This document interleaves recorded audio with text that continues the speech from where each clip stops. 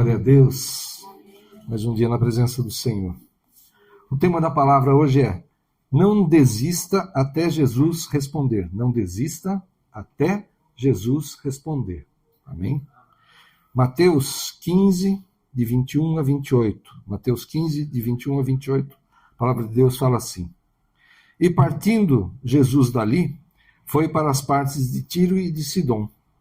E eis que uma mulher cananeia, que saíra daquelas cercanias, clamou dizendo: Senhor, filho de Davi, tem misericórdia de mim, que minha filha está miseravelmente endemoniada. Mas ele não lhe respondeu palavra. E os seus discípulos, chegando ao pé dele, rogaram-lhe, dizendo: Despede-a, que vem gritando atrás de nós. E ele respondendo disse: Eu não fui enviado senão as ovelhas perdidas da casa de Israel. Então chegou ela e adorou-o, dizendo: Senhor, socorre-me. Ele, porém, respondendo, disse: Não é bom pegar no pão dos filhos e deitá-lo aos cachorrinhos. E ela disse: Sim, Senhor, mas também os cachorrinhos comem das migalhas que caem da mesa dos seus senhores. Então respondeu Jesus e disse-lhe: Ó mulher, grande é a tua fé. Seja isso feito para contigo como tu desejas. E desde aquela hora a sua filha ficou sã. Glória a Deus. Jesus, com seus discípulos, tinha ido para esse território fora de Israel, na região de Tiro e Sidom. Então era fora ali de Israel, uma terra de estrangeiros, né? E, curiosidade, essa mesma região para onde foi Elias, quando ele foi sustentado por uma viúva, em Sarepta. É essa cidade onde ele encontrou essa viúva, é nessa região também de Tiro e Sidom. E ela não tinha quase nada, essa viúva, né, quando recebeu Elias. Eles iam comer lá o último, ela ia fazer um pão com um pouquinho de farinha e azeite que eles tinham, ela ia comer, e como ela disse, a gente vai comer isso aqui, não vamos ter mais nada, e daqui a pouco vamos morrer de fome, né? Mas ela obedeceu a ordem do profeta, porque ele falou: não, você vai lá, em vez de fazer para você e para o teu filho, faz para mim um bolo, primeiro, né? E ela, é interessante que quando ela encontra o profeta, né, ela fala: como vive o Senhor teu Deus. Então ela conhecia a Deus, não era do povo de Deus, né, não. Mas ela conhecia o poder de Deus, conhecia Deus. E ela, mesmo ali tendo os seus últimos, né, mantimentos ali para preparar um pão, alguma coisa para ela, para o seu filho, a última comida que eles teriam, ela vai e faz para o profeta. Olha que fé, né, que ela demonstrou ter na palavra do profeta, porque ele falou: vai e faz primeiro para mim, e depois você faz para você e teu filho. E ela foi e fez, deu ao profeta, eles comeram por muito tempo, e a farinha não acabou, o azeite não esgotou, né? Pela fé que ela teve, que ela demonstrou. Essa estrangeira, que não era do povo de Deus. E Jesus fala sobre isso. Lá em Lucas 4, 25 e 26, Jesus falando: Em verdade vos digo que muitas viúvas existiam em Israel nos dias de Elias, quando o céu se cerrou por 3 anos e 6 meses, de sorte que em toda a terra houve grande fome, e a nenhuma delas foi enviado Elias, senão a Sarepta de Sidom, a uma mulher viúva. Jesus lembrou dessa passagem, né? Desse fato que aconteceu com Elias, né? Então, nessa região, ali num lugar fora de Israel, saiu-lhe ao encontro uma mulher daquela região, que não era serva de Deus, claro, mas ela reconheceu Jesus como Messias, porque ela fala com Jesus assim: Filho de Davi, tem misericórdia de mim. Ou seja, quem é o filho de Davi esperado? É o Messias. Ela reconheceu a Jesus como o Messias esperado, né? E só que Jesus não responde a ela, não fala nada, né? Então, nessa passagem, parece que Jesus está sendo cruel com essa mulher. Está clamando ali, desesperada, pela sua filha endemoniada. E parece que Jesus está sendo cruel, então. Você já viu Jesus negar, curar alguém? livrar alguém? Tem alguma outra passagem da Bíblia que ele fala não? Hoje não, hoje acabou, não tem mais para ninguém, já deu, o poder aqui já acabou.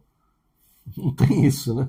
Sempre ele atende, a multidão, inclusive, né? Muitos que eram curados de uma vez, né? Mas aqui ele negou.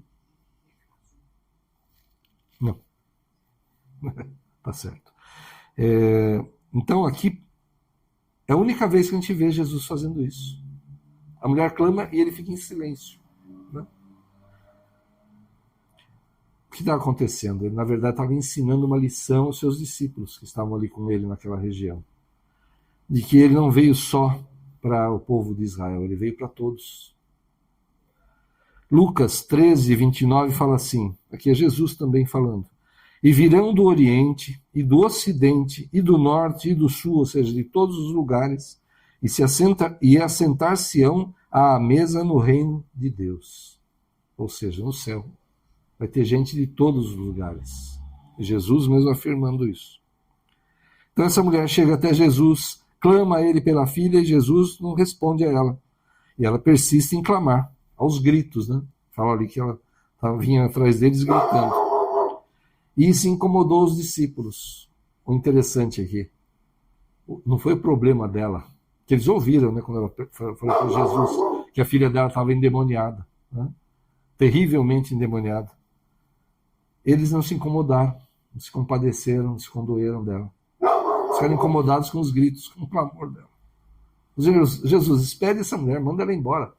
Ela está incomodando a gente com esses gritos aí, não para de gritar, não para de clamar.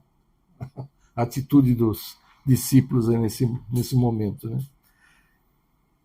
E pensando, né, em nós, quantas vezes a gente clama a Deus numa situação e o que a gente tem em resposta é só silêncio. Não vê nada mudar. Não houve uma resposta de Deus e a coisa não muda, né? Parece que o Senhor não está se importando conosco. E nem os que são próximos a nós se importam com o nosso sofrimento. Às vezes na igreja, né, às vezes assim, as pessoas não se importam com o que está acontecendo com a gente. E a gente tem a impressão de que Deus também não está se importando com o nosso sofrimento, né? Mas, na verdade, Deus sempre escuta o nosso clamor. Ele sempre está ouvindo, né? E nunca está alheio às nossas necessidades. Mas tem o tempo do Senhor, a vontade do Senhor, os planos do Senhor. Talvez a gente precise aprender alguma coisa. Talvez a gente precise amadurecer de alguma forma, né? Numa situação pela qual a gente está passando. Então Deus permite que a gente fique ainda ali naquela situação para que a gente aprenda, para que a gente amadureça, para que a nossa fé cresça, né? Eu nem anotei, mas pensando em Jó, por exemplo, né? Por quantas coisas ele passou, né?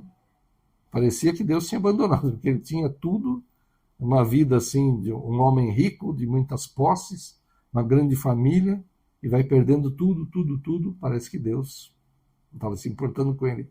Mas Jó nos deu o exemplo, né?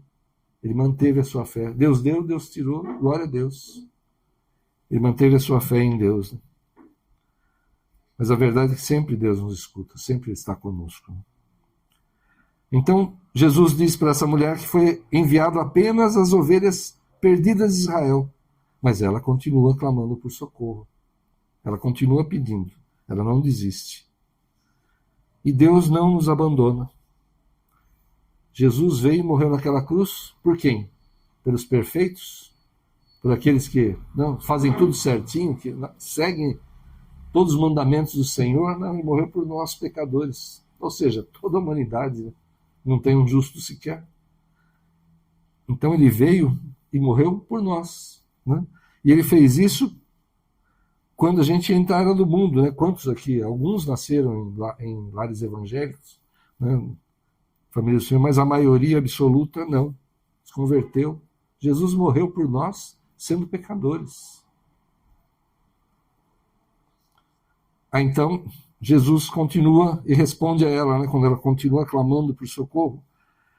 E aí ele fala: não é bom pegar do pão dos filhos e deitá-lo aos cachorrinhos. Aí foi forte, né? Aí a coisa ficou, vamos dizer, feia, vamos dizer assim. O Senhor falou para ela aqui, né, em outras palavras, o seu povo é como para nós aqui, para os judeus, povo de Israel, povo de Deus, vocês são como cães. Foi isso que Jesus falou para ela aqui. Não é bom tirar dos filhos e dar aos cachorrinhos. Qual seria a atitude normal de qualquer um, né, diante disso? Já ia xingar Jesus, já ia brigar com ele, ir embora cheio de ódio, né? Essa seria a atitude normal de qualquer pessoa, para falar a verdade.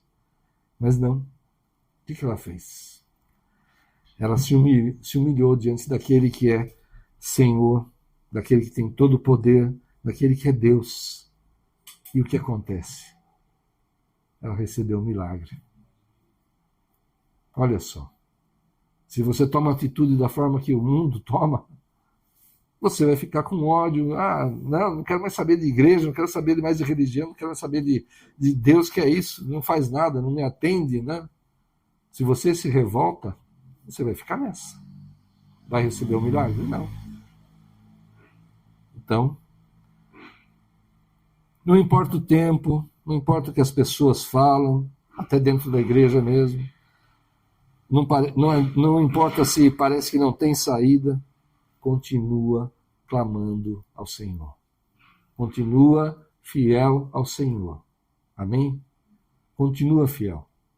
Há muitos exemplos na Bíblia de pessoas que passaram por grandes dificuldades, se mantiveram fiéis ao Senhor, e o Senhor operou o milagre. Amém? E já operou milagres nas nossas vidas e vai fazer o milagre novamente naquilo que precisarmos. Em nome de Jesus.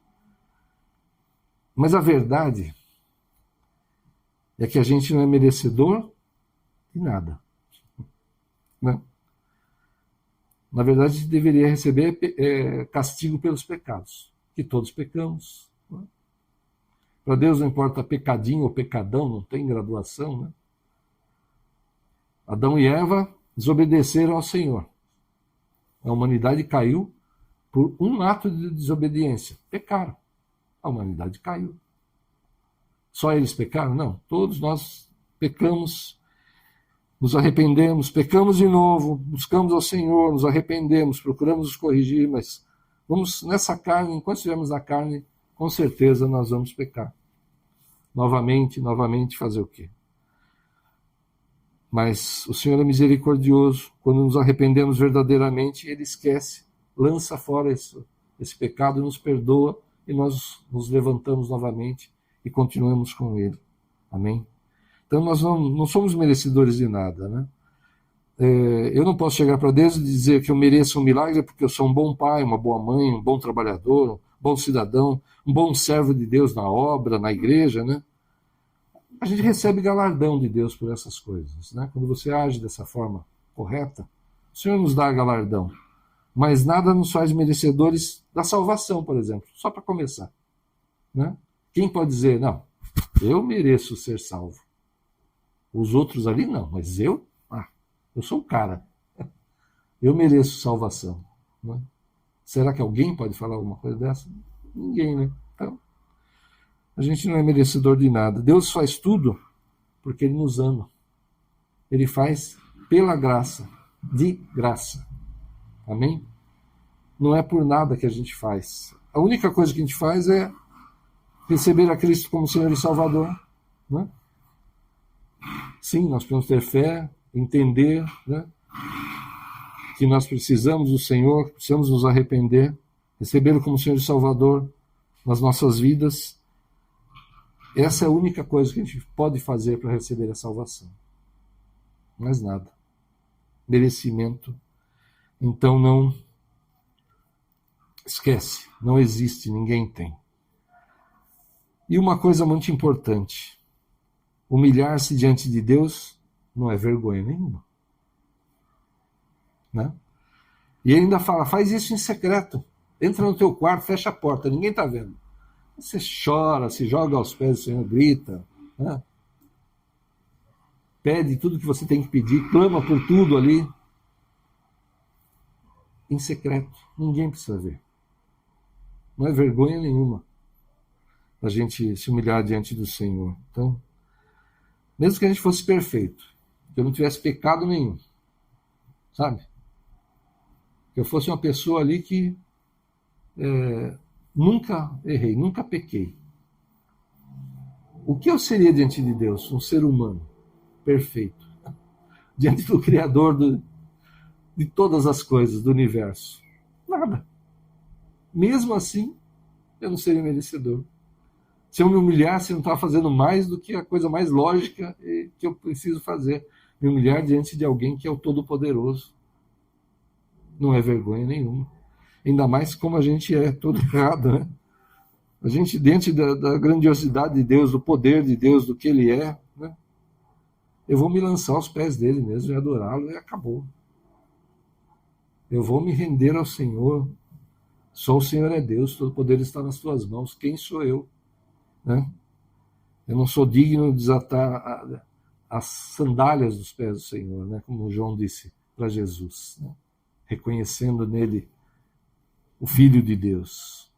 Nós não somos dignos disso, nem de chegar perto de Deus, mas Ele nos quer próximo a Ele. Ele veio aqui, se entregou por nós, porque Ele queria que nós estivéssemos com Ele. Né? Ele morreu por nós quando a gente não era povo dele. É como Ele falou, eu não vim ensinar as ovelhas perdidas de Israel. Mas o que Ele fez? Ele nos tornou povo de Deus. Descendência de Abraão pela fé. Amém? Então, Ele veio por nós. A verdade é essa. Ele morreu por nós enquanto estávamos no pecado, mas Ele nos resgatou do pecado e nos fez povo de Deus. Salmos 37, 3-5 fala assim: confia no Senhor e faze o bem. Habitarás na terra e verdadeiramente serás alimentado. Deleita-te também no Senhor e te concederá os desejos do teu coração. Entrega o teu caminho ao Senhor, confia nele e ele o fará, ou como diz outras traduções, e o mais ele fará. Né? E em Tiago, né, é o livro que a gente tem falado esse ano, né? Tiago 4,10 fala assim: humilhai-vos perante o Senhor e ele vos exaltará. Amém? Então nós nos humilhamos diante do Senhor porque Ele é grandioso, Ele é o Todo-Poderoso, Ele é Senhor, Ele é Deus, Ele é Rei. E nós precisamos mesmo nos humilhar diante dEle. Mas Ele nos toma pela mão e nos levanta e nos coloca em lugar de honra. Amém? Então que a gente siga o exemplo dessa mulher, que não era do povo de Deus, como nós não éramos do povo de Deus. E não importa o que o mundo falou, não importa a situação, não importa o que as pessoas ao redor falam, não importa se parece que não tem saída. Eu já passei por situações assim, e eu acho assim, maravilhoso quando Deus te dá a direção, né? Para cá, não, Senhor, aqui vai ser muito ruim. Para cá, e aqui é pior ainda, Senhor. E agora, o que eu faço? Meu filho, a saída é essa aqui, ó. Isso te dá paz. Amém?